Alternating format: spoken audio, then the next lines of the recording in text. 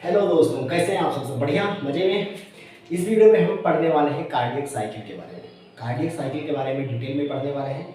इसको अगर आप समझ गए, जो ये सामने बना हुआ है बिगर्स डायग्राम, तो पूरा कार्डियक साइकिल आपको रट जाएगी। कार्डियक साइकिल केवल सिस्टोल और डायस्टोल नहीं होता है, बहुत सारी चीज़ें होती हैं जाननी होती हैं कार्डियक साइकिल में। हम सब नीट लेवल का पढ़ते हैं तो बहुत थोड़ा पढ़ते हैं, लेकिन अब यहाँ हमको बहुत ज़्यादा पढ़ना होगा और समझना होगा हर एक चीज़, क्योंकि पूछा जाता है और हमको लिखना होगा। कुछ बड़ा आंसर, जब कार्डियक साइकिल बड़े लॉन्ग आंसर में आएगा तो हमको पूरा लिखना होगा, कार्डियक साइकिल अच्छे से लिखना होगा, जिससे तभी नंबर देगा टीचर, वरना नहीं देगा। तो चलो समझते हैं कार्डियक साइकिल क्या होती है। देखो, जो हार्ट होता है, ऊपर एट्रिया है, नीचे क्या है, वेंट्रिकल है। एट्रिया का सिस्टोल होता है तो उस समय वेंट्रिकल क्या होता है, डायस्टोल में होता है। वेंट्रिकल क्या है, डायस्टोल में, यानी कि जो जब सिस्टोल नहीं होता है उससे पहले ही 80% ब्लड जो एट्रिया का होता है वो वेंट्रिकल में चला जाता है, और सिस्टोल के द्वारा जो 20% ब्लड बचा था एट्रिया में वो भी चला जाएगा वेंट्रिकल में। तो वेंट्रिकल का फिलिंग होगा। फिलिंग में 3 फेज होते हैं, रैपिड फिलिंग, स्लो फिलिंग और आइसोबैलोमेट्रिक रिलैक्सेशन।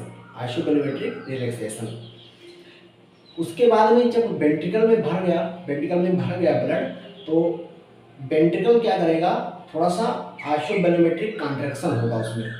अभी बैलून चेंज नहीं हो रहा है ब्लड का, यानी कि जो एओर्टिक और एओर्टिक वाल्व थे, एओर्टिक वाल्व है वो क्लोज, अभी ओपन नहीं हुआ है, इसलिए ब्लड एओर्टा में फ्लो नहीं कर रहा है। एओर्टा में ब्लड फ्लो नहीं कर रहा है, तो क्या होगा, आइसोबैलोमेट्रिक कॉन्ट्रैक्शन होगा, वेंट्रिकल का कॉन्ट्रैक्ट करेगा, जिसके कारण प्रेशर जनरेट होगा। जो प्रेशर जनरेट होगा उसके कारण सबसे पहले क्लोज कौन होगा, ए बी वाल्व, जो एट्रिया और वेंट्रिकल के बीच में है वो क्या हो गया, क्लोज हो गया, ए बी वाल्व क्लोज हो गया। और इस समय डायस्टोल में इंफीरियर वेना कावा और सुपीरियर वेना कावा से ब्लड भरने लगेगा। ठीक है, उसी समय क्या हो रहा है, थोड़ा सा प्रेशर और इंक्रीज हुआ, तो जो सेमी लूनर वाल्व थे एओर्टा के, वो भी क्या हो गए, ओपन हो गए, और जैसे ओपन हुए ब्लड फ्लो कर जाएगा एओर्टा में, और ऐसे ही पल्मोनरी वेन जो तुम्हारी कहाँ होगी, लेफ्ट साइड में, वहाँ भी यही कंडीशन होगा और ब्लड फ्लो हो जाएगा, इजेक्शन हो जाएगा। इजेक्शन में भी 3 फेज होते हैं, आइसोबैलोमेट्रिक कॉन्ट्रैक्शन, रैपिड इजेक्शन और स्लो इजेक्शन। तो इन सबको मिला के हम कहते हैं कार्डियक साइकिल।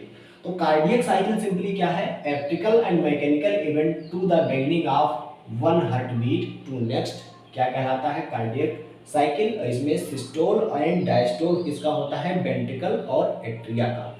सिस्टोल क्या है, सिस्टोल है कॉन्ट्रैक्शन, और डायस्टोल क्या है, रिलैक्सेशन। अगर रिलैक्स हो गया तो सिस्टोल, डायस्टोल, और अगर कॉन्ट्रैक्ट हो गया तो क्या हो गया, सिस्टोल। तो जो एट्रिया, जब एट्रिया कॉन्ट्रैक्ट करेगी तो वेंट्रिकल क्या करेगा, रिलैक्स पोजीशन में रहेगा, और जब एट्रिया क्या करेगा, रिलैक्स होगा, तो ये क्या करेगी, कॉन्ट्रैक्ट करेगी।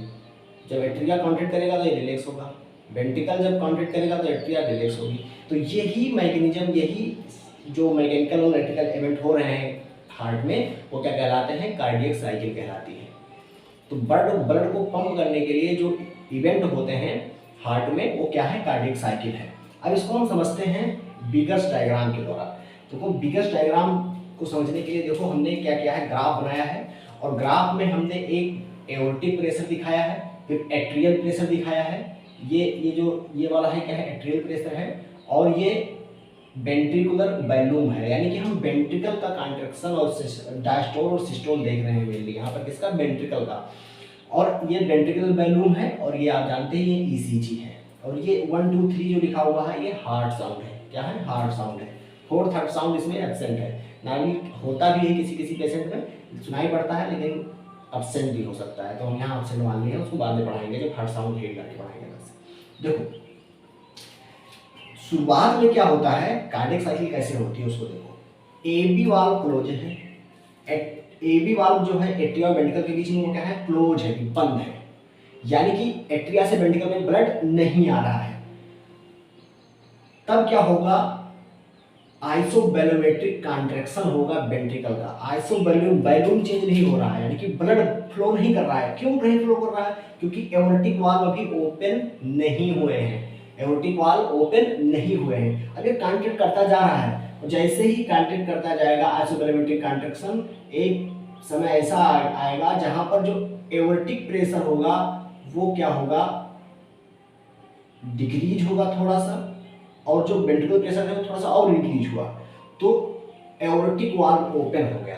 जैसे ही एओर्टिक वाल्व ओपन हुआ क्या होगा, कंट्रैक्शन होगा और रैपिड इजेक्शन, स्लो इजेक्शन, और यहाँ पे पूरा जो ब्लड था वो वेंट्रिकल का बाहर चला गया।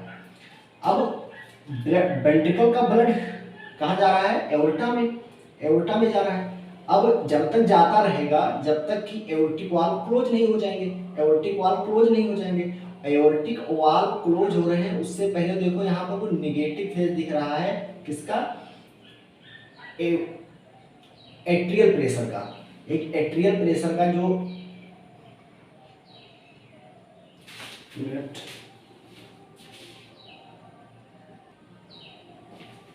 तो जो एट्रियल प्रेशर है, एट्रियल प्रेशर देखो यहाँ पे क्या हो रहा है, निगेटिव हो रहा है, फिर उसका थोड़ा थोड़ा बढ़ रहा है। लेकिन जो वेंट्रिकुलर प्रेशर है, जो रेड में दिखाया गया है, रेड में दिखाया गया है क्या है, वेंट्रिकुलर प्रेशर है। वेंट्रिकुलर प्रेशर देखो डिक्रीज हो रहा है, डिक्रीज हो रहा है। वेंट्रिकुलर प्रेशर डिक्रीज हो रहा है तब भी ब्लड फ्लो कर रहा है कहाँ पर, एओर्टा में, क्योंकि अभी एओर्टिक वाल्व क्लोज नहीं हुए हैं, एओर्टिक वाल्व क्लोज नहीं हुए हैं। और साथ में जो ब्लड होता है, ब्लड क्या है, लिक्विड है, फ्लूइड है, और फ्लूइड में क्या होता है, मूवमेंट होता है फ्लो करने का।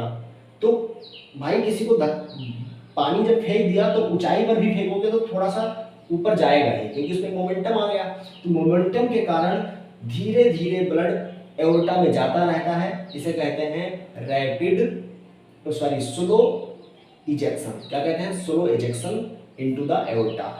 और उसके बाद में जब स्लो इजेक्शन खत्म हो जाएगा, खत्म धीरे धीरे धीरे होता जा रहा है। तो जब एओर्टिक वाल्व क्लोज नहीं होते हैं उसके पहले क्या होता है, कुछ शॉर्ट टाइम के लिए बैकवर्ड फ्लो होता है ब्लड का, जिसे कहते हैं प्रोटोडायस्टोल। क्या कहते हैं, प्रोटोडायस्टोल। अब देखो एओर्टिक वाल्व क्लोज हो गए, एओर्टिक वाल्व क्लोज हो गए, तो जब एओर्टिक वाल्व क्लोज हो जाएंगे तो इस कंडीशन में क्या होगा, एओर्टिक वाल्व जब क्लोज हो जाएंगे तो क्या होगा, एबी वाल्व खुलने का टाइम आ गया, एबी वाल्व खुलने का टाइम आ गया। और यहाँ पर क्या हो जाएगा, एबी वाल्व खुल जाएंगे, उसके पहले वेंट्रिकल का आइसोबैलोमेट्रिक रिलैक्सेशन होगा। बैलून चेंज नहीं हो रहा है, बैलून चेंज नहीं हो रहा है क्योंकि अभी एबी वाल्व खुले नहीं है, एबी वाल्व खुले नहीं है। भाई खाली तो है वेंट्रिकल, ब्लड आ सकता था, लेकिन अभी एबी वाल्व खुला ही नहीं है। एबी वाल्व खुला नहीं है तो आइसोबैलोमेट्रिक क्या होगा, रिलैक्सेशन होगा, लेकिन अभी एबी वाल्व खुले नहीं है। और जैसे ही इस पॉइंट पे जो ये दिख रहा है, इस पॉइंट पे जैसे ही एबी वाल्व खुल जाएंगे रैपिड फिलिंग फेज होगा।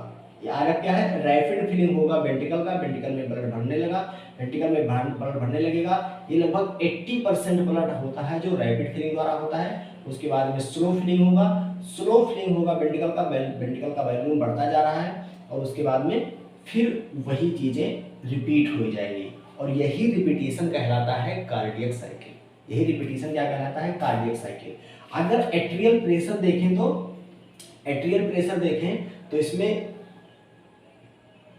तीन कर्व आते हैं, एक आता है ए, एक आता है सी, और एक आता है बी, एक आता है बी। बी यहाँ पे मैं लिखा नहीं हूँ, लिख दे रहा हूँ, यहाँ पे कहीं होगा बी, ठीक है। जो ए होता है वो एट्रियल कॉन्ट्रैक्शन को दिखाता है, सी जो होता है वो बल्जिंग ऑफ एबी वाल्व को दिखाता है, और जो बी है वो दिखाता है ये towards the end of the ventricle contraction है। तो इसको भी, इसके बारे में भी अलग से बात करेंगे, क्योंकि आपको लिखना नहीं तो पड़ेगा कुछ एग्जाम में, तो केस कैसे लिखोगे उसके बारे में देखेंगे। और ईसीजी में देखा जाए तो फर्स्ट हार्ट साउंड होती है कब सुनाई पड़ती है, जब एबी वाल्व क्या होता है, क्लोज होता है। जो ओपनिंग होता है वाल्व का उसके कारण कोई हार्ट साउंड सुनाई नहीं पड़ती है, क्योंकि वो बहुत ही स्लो होता है। जबकि जो क्लोजर होता है वो एक बैग बंद होता है। तो एबी वाल्व जब क्लोज होगा तो क्या होगा, फर्स्ट हार्ट साउंड। जब सेमी लूनर वाल्व यानी कि एओर्टिक वाल्व जब क्लोज होते हैं, यहाँ पर क्या हुआ, एओर्टिक वाल्व क्लोज, तो यहाँ पर आएगा सेकंड हार्ट साउंड। और थर्ड हार्ट साउंड आता है, थर्ड हार्ट आता है due to filling of the blood. तो फिलिंग ऑफ द ब्लड के कारण थर्ड हार्ट साउंड यहाँ पर कहीं आएगा। तो ये आप ये ईसीजी भी दे सकते हैं, आपको पता है ये क्या है, पी वेव है, पी वेव है, क्यू है, आर है, एस है, टी है। तो इसको आप रिलेट कर सकते हैं कि पी में क्या होता है, पी क्या होता है, एट्रियल डीपोलराइजेशन होता है, और क्यूआरएस क्या रिप्रेजेंट करता है, वेंट्रिकुलर डीपोलराइजेशन, और उसके बाद में टी क्या होता है, रिपोलराइजेशन ऑफ द वेंट्रिकल। तो ये डायग्राम हुआ, इससे आप लोग समझ सकते हैं, इससे आप लोग एक क्लियर हो गया होगा। अब हम चलते हैं कि लिखोगे कैसे, आखिर एग्जाम में आया तो लिखोगे कैसे, उसको भी तो करना होगा। तो इसको करते हैं यहाँ से डिलीट, डिलीट करना अच्छा नहीं लगता है, बड़ी मेहनत लगती है बनाने में। तो अब हम देखते हैं कि आखिर इसको कैसे आप रिप्रेजेंट करके आएंगे एग्जामिनर के सामने, कैसे आप लिखेंगे जिससे आपको नंबर मिले। तो पहले आप डिफिनीशन लिख देंगे कार्डियक साइकिल का, कार्डियक साइकिल का डिफिनीशन लेंगे, लिख देंगे, और ड्यूरेशन लिख देंगे कितने टाइम की होती है, मतलब कितना होता है, 0.8 सेकेंड की होती है ना, 0.8 सेकेंड की होती है। तो ये चीज़ें लिख देंगे आप, और साथ में सिस्टोल या डायस्टोल भी लिख सकते हैं कि सिस्टोल या डायस्टोल क्या है। सिस्टोल क्या है, कॉन्ट्रैक्शन ऑफ द हार्ट है, और डायस्टोल क्या है, रिलैक्सेशन ऑफ द हार्ट है। तो ये सभी पॉइंट बढ़ाने वाला होता है, तो पॉइंट वैसे बढ़ा सकते हैं आप। अब देखो एक चीज़ और लिख सकते हैं कि अगर हार्ट रेट इंक्रीज करेगी